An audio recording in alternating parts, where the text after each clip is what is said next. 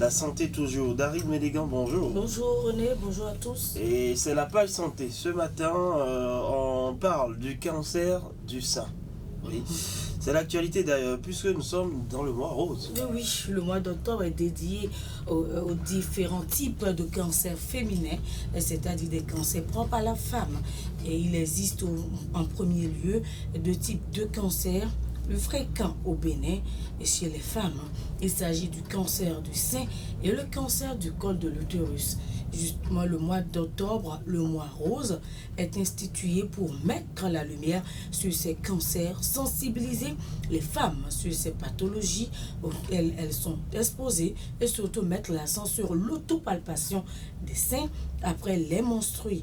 Il faut dire que le cancer du sein est diagnostiqué tardivement au Bénin. Et malgré les progrès spectaculaires de la recherche, de la science, le cancer du sein reste un problème majeur de santé publique et une priorité de la recherche biomédicale. L'incidence du cancer du sein est plus élevée dans les pays occidentaux, mais sa mortalité est relativement plus élevée dans les pays de l'Afrique subsaharienne comme le Bénin. C'est pourquoi dans le mois d'octobre, depuis 5 ans pratiquement, les sages-femmes, les gynécologues, les autorités à divers niveaux, les ONG, les institutions internationales alertent sur cette maladie. Et de nombreuses actions sont menées, notamment le dépistage précoce afin d'éviter les conséquences. Et selon les études récentes, plusieurs cas sont recensés au Bénin chaque année. Et ce sont des cas dont le cancer est déjà à un stade très avancé. Alors, qu'est-ce qu'on peut comprendre du cancer du sein? Parce qu'on va se localiser sur le cancer du sein aujourd'hui. Le mardi prochain, on va parler du cancer du col de l'utérus. Durant tout le mois d'octobre d'ailleurs, on va parler du cancer. Alors, le cancer du sein est une tumeur maligne, une maladie caractérisée par la croissance incontrôlée de cellules mammaires anormales qui forment alors des tumeurs. Si rien n'est fait, les tumeurs peuvent se propager dans l'organisme et avoir une issue fatale. Et les cellules mammaires cancéreuses ont leur origine dans les lobules qui produisent le lait.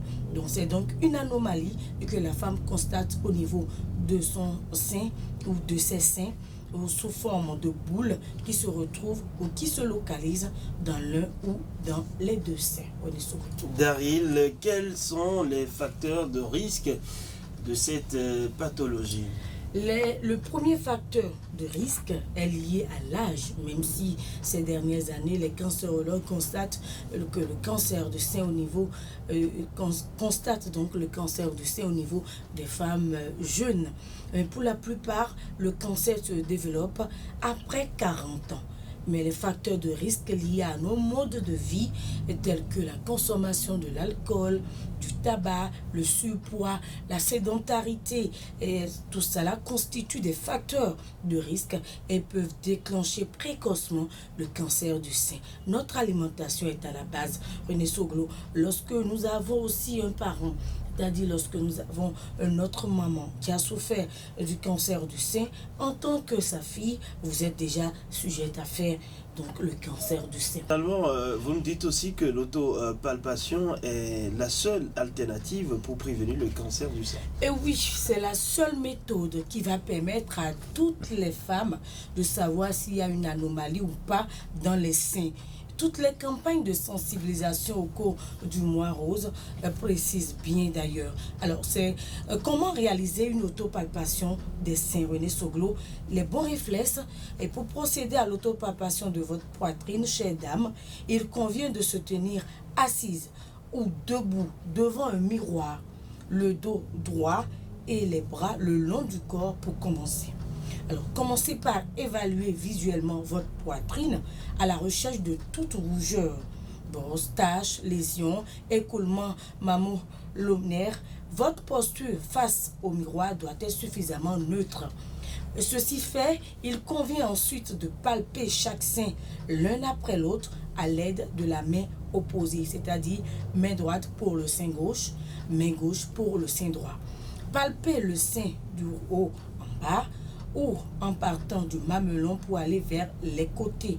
L'essentiel est de ne pas oublier est de ne oublier aucune zone. Vous devrez rechercher donc les anomalies superficielles et profondes. Il faut rechercher tout ce qui sort de l'ordinaire. Tout ce qui sort de l'ordinaire au niveau de vos deux seins. Et puis, une fois les deux seins examinés, terminez votre autopalpation par la zone entre le sein et les selles. Puis, par les selles elles-mêmes.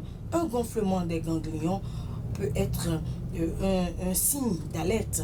Il revient à la femme elle-même de faire, pas aux hommes, je dis bien pas au mari, c'est la femme elle-même qui va le faire, de préférable juste après les menstrues. Ça ne coûte rien, René Soglo, de faire l'autopalpation. Il suffit juste de prendre 20 à 30 minutes de son temps dans son intimité pour le faire, ou se rendre chez la sage-femme pour le faire aussi, ne serait-ce que par trimestre. Voilà, donc, alors, on a parlé de la prévention. Que faire si l'on sent une anomalie lors de l'autopalpation? Oui, le sein peut être le siège de nombreuses affections bénignes ou malignes. La présence d'une anomalie, a priori d'une masse, ne signifie pas forcément que vous souffrez d'un cancer de sein. Toutefois, il est très important de consulter un médecin dès que vous repérez une anomalie pour vous assurer de son caractère bénin ou s'il s'agit d'une tumeur cancéreuse pour bénéficier d'un traitement de cancer de sein précoce. Plus tôt le cancer est détecté, plus tôt on le traite. Les conseils pour finir, René Soglo: toutes les femmes devraient prêter une attention particulière à la santé de leur poitrine.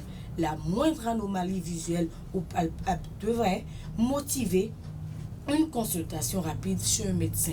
En cas de cancer de sein, bien que cette maladie ne représente qu'une infime partie des anomalies pouvant affecter la poitrine, une prise en charge du cancer du sein précoce offre toujours un meilleur pronostic. Je vous en prie, chères dames, faites-nous dépister. L'autopalpation est primordiale pour toute femme pour éviter la mort ou l'ablation du sein.